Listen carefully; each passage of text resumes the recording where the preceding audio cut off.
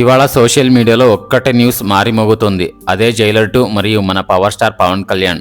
Nelson Dilip Kumar దర్శకత్వంలో వచ్చిన Jailer ఎంత పెద్ద హిట్ అయిందో మన అందరికీ తెలుసు. ఇప్పుడు పార్ట్ 2ని అంతకు మించి ప్లాన్ చేస్తున్నారు తలైవర్ రజనీకాంత్. ఈ సినిమాలో మొదట బాలీవుడ్ బాద్షా షారుఖ్ ఖాన్ ఒక ఇంపార్టెంట్ రోల్స్ చేయాల్సి ఉంది.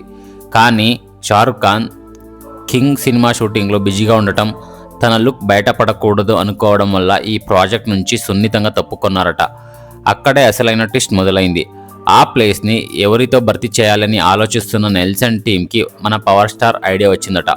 ప్రస్తుతం పవన్ కళ్యాణ్ ఏపీ రాజకీయాల్లో ఎంత బిజీగా ఉన్నారో మన అందరికీ తెలుసు. కానీ ఆయన ఇదివరకే చెప్పారు, కథ బాగుండి స్కెడ్యూల్ కుదిరితే సినిమాలు చేస్తానని.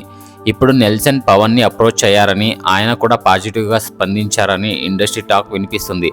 ఒకవేళ ఇది నిజమైతే సౌత్ ఉంది.